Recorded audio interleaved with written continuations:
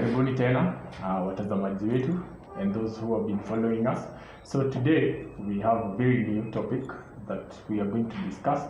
Today we are going to discuss youth and unemployment, and we are going to lay out some of the insights that are in there, and we are going to explain everything, and I hope you enjoy this. Today we have my co-host here with me. We have George, Sam, and myself, Joel. So we're good to go. So as we were talking from the previous time, we decided that we are going to speak about youth and unemployment, and today we are going to differentiate and elaborate who are the youths and what is unemployment. So we're going to start with my right hand side with George to tell us about unemployment. I think because we are talking about the youth, we are going to make it very simple. Kuelezea what it is unemployment. Unemployment ni ukosefu wa kazi, ukosefu wa ajira. Kuna wakati kumekuwa kazi ziko lakini wafanyikazi hawatoshi. Kuna ile kazi haiko, wafanyikazi ni wengi. So kuna venye kuna underemployment, kuna kama venye nimesema kuna underemployment. Hebu sasa maelezea zaidi kuhusu kizungu. Kizungu kimekutisha ama namna gani? Itakuwa ngumu. Hebu try to explain theoretically what is unemployment. Underemployment. Unemployment, of course, when you umesema ni ukosefu wa kazi, where there are no kifukuzwe ama kitukuzwe. Mimi hiyo Kiswahili kidogo kifukuzwe upande wako. For me ni si ati hakuna kazi, ni there are no paying jobs. So what you mean that kuna kazi? Kazi ziko. Hizi kazi ziko ni gani? Kazi ukifanya kazi kwako kwa nyumba, see that is work. So if you work in your house, that is work. But now if it pays you, then you are employed. If it does not pay you, si kuna mtu anafanya the same kind of work, anakuja anafanya kazi kwako, anafagia nyumba yako, anapika, unamlipa. That is paid job. For those who are married, they are not employed. But si bibi anafanya kazi. They are not employed. They are not paid to do that.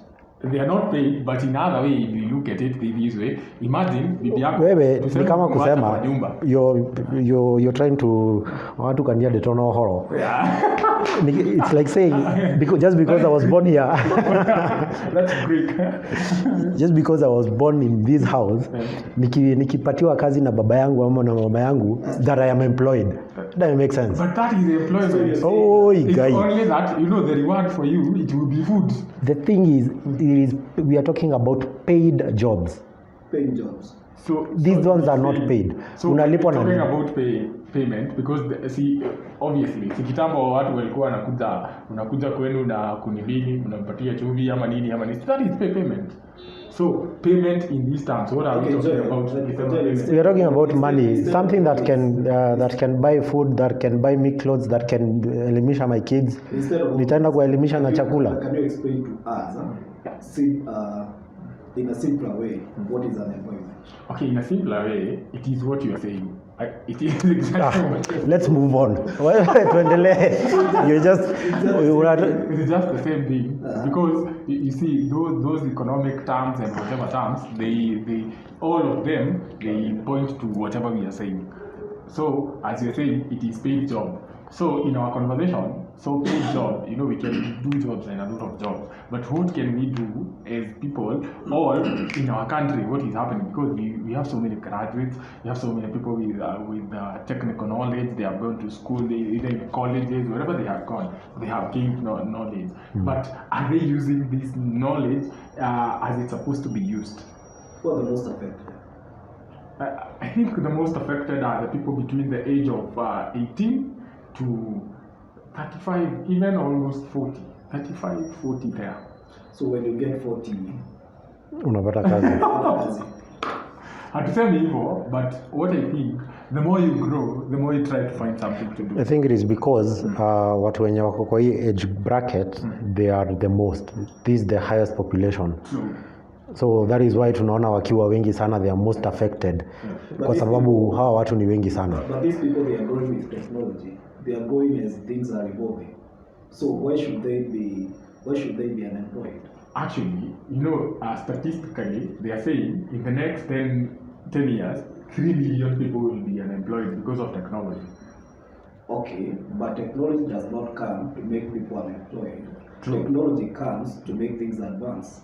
Very true. Technology comes to create more fields.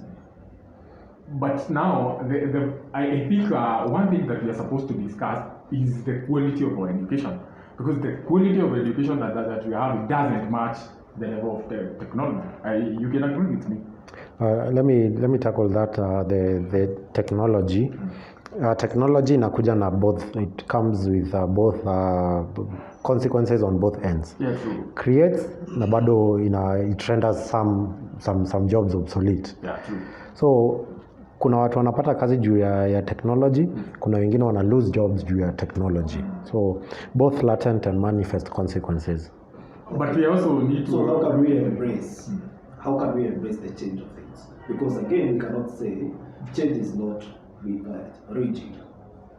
There has to be a change. One thing. So how can we embrace the change?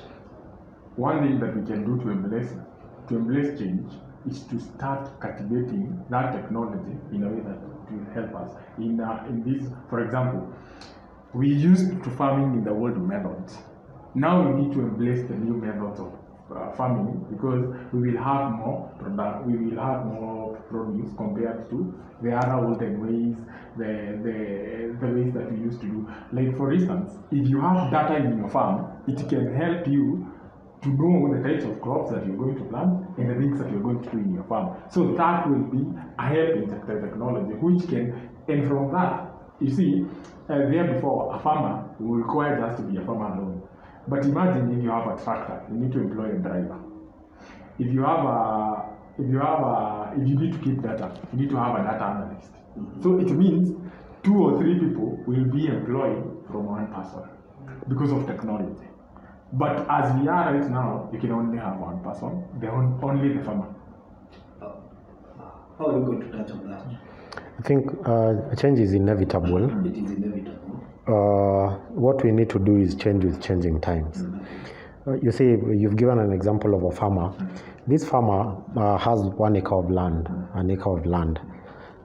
In this 1 acre, atahitaji watu kama 4 hivi 5 wakulima. Atahitaji, but now with technology, anahitaji to just 1 guy with a tractor. Yeah, true. So these are the 6 guys au wameondolewa kwanza. Sasa unasema atafuta 6 aandike mmoja. But you see, Si kuandika kwa ajili. Sasa kwangu ninaona nitakifukuza. But now you see, in yes, there are 6 people who benefit, who have not benefited, who are losing. They wame lose jobs zao. So there are 6 families zenye kidogo hiyo day. But on the flip side, this farmer, there is akisha cultivate, 1 ana save on time, 2 the produce is inakuwa yes. So these are consequences. They are one and the same thing. When there is a reverse, there is an obverse. So when we say about that, if we look at the long term, is technology a benefit? Is it a benefit? Still on this farmer. This farmer ameweza kulima hiyo shamba yake na siku moja. Right? 1, he will cut on whatever on the money he will use. 2, ataweza kulima haraka, kwa hivyo atapanda haraka, like things itakuwa more efficient. So in the long run, this farmer, the cost, whatever the return on investment, whatever he invested, he will get more returns. So if you look at the Why? farmer, Because they'll if I was be- using 10 Gs ku cultivate my shamba, one nitakuwa nimeslash hiyo. I will use 4-5. So in the long run, mimi as the farmer nitakuwa na I will be gaining more from this technology than what I was so gaining. you as the farmer, you're gaining. So no. Yes. George, you wanted to say something. I want to ask a question. No, it's good that we've got the idea of technology, but how? And we talked about farming. Yeah, that's true. We're talking about farming and Because technology. I think we have been learning that agriculture is the backbone of these. Yeah, true. So, how many youths are you going to convince to go back and start farming? We have seen institutions, it's very few institutions that are training their students things to do with farming. And you find a youth who is back in farming has no knowledge of the farming system. But I don't think that is a problem. That is a problem because I don't really think it's a problem. that's a problem because if we look into the farming, it's not many people who are going back to farming. So what is causing the youth not to embrace technology as it should be? But if you look at Because our farming, before you cut me, the youth has taken advantage of technology to the advantage of technology to do other things which are not constructive. They have embraced technology in the wrong way. so hii maneno ya TikTok. So hata wewe uko hapo kwa TikTok. They are in TikTok, they are in Instagram, and these things, even if they pay, for how long will they pay? And again, these are companies owned by people. So we can wake up tomorrow and there is no TikTok. We can wake up tomorrow, there is no Instagram. What will these people? How are we going to convince these people that there is a good way along like Kipitadulu that they can benefit from technology? What do you think? Return on investments. If we move away from the kawaida kind of agriculture to agribusiness where it is paying. Unajua ya kitambo tulikuwa it was paying lakini it was not paying vizuri.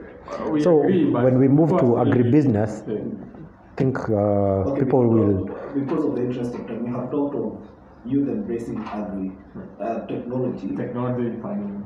Back to farming. Yeah. What else can they advance in technology?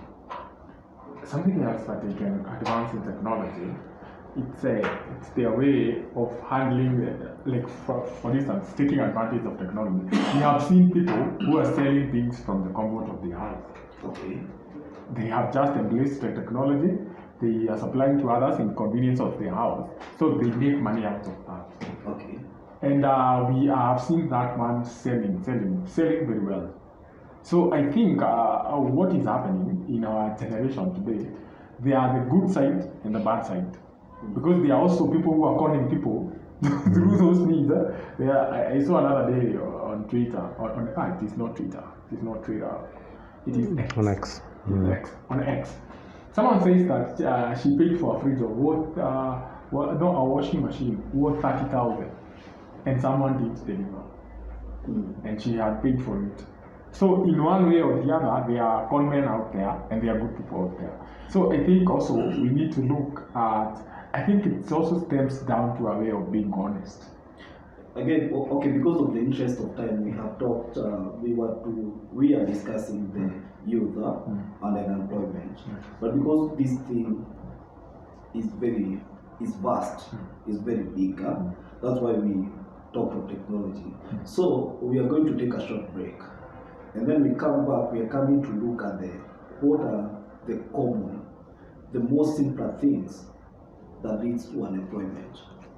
And when we look at these simple things that contributes to unemployment, then we are going to look at the solution, because if they are simple, then finding solution will be easier.